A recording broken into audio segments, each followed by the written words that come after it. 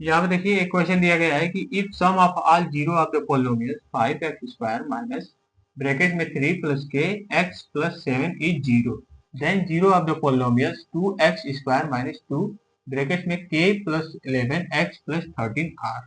मतलब कि इसके क्या बताना है कि हमको सोल्यूशन बताना है कि इसके जीरो ऑफ पोलिनोमियल्स क्या होंगे। तो यहाँ पे देखना कि इसके zero of sum of all zero of polynomials किसके इक्वल दिया है, जीरो के इक्वल है। मतलब कि सम ऑफ जीरो कितने होंगे, sum of zero x x के कोफिशिएंट माइनस एक्स के कोफिशिएंट मान ले रहा हूँ कि b divided by x square के कोफिशिएंट मान ले रहा हूँ क्या ए।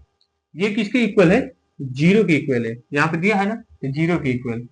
अब देखो कि एक्स के कोफिशिएंट क्या होंगे, साइन के साथ लेना यहाँ पे, तो क्या हो जाएगा, पहले से माइनस था, minus 3 plus k is equal divided by क्या होगा, एक्स स्क्वायर के coefficient 5 is equal to zero.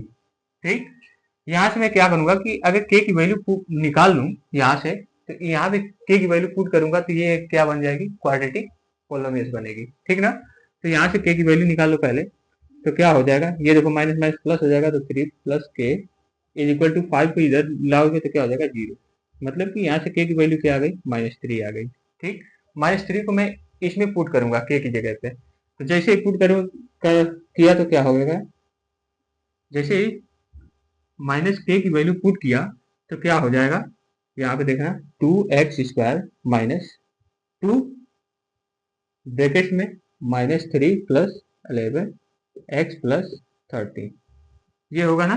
तो यहाँ से देखो कि ये क्या हो जाएगा, अब 2x² माइनस 2 इंटू, इसको जब माइनस करोगे तो 8x प्लस 30, यही आएगा ना। अब इसको सॉल्व करो, क्या होगा, 2x² minus 16x plus 30 is equal to zero. Zero से इक्वेट करेंगे तो क्या हो जाएगा, एक क्वाड्रेटिक इक्वेशन बनेगा। ठीक ना, क्वाड्रेटिक इक्वेशन बना, तो यहाँ से हमको क्या निकालना है कि इसके जीरो निकालने हैं, जीरो ऑफ पोलिनोमियल्स बताने हैं।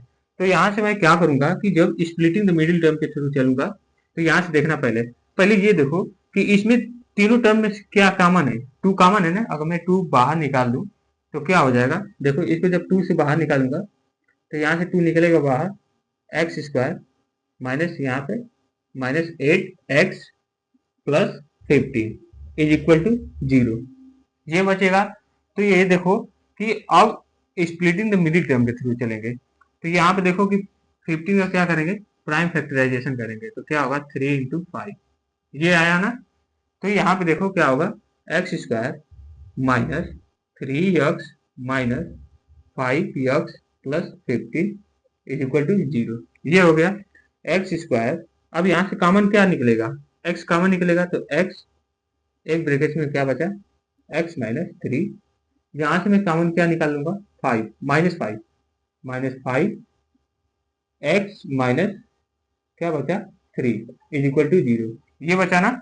यहाँ से देखो अब क्या हो जाएगा कि x माइनस 3 और दूसरे ब्रैकेट में क्या आ जाएगा, x minus 5 is equal to zero.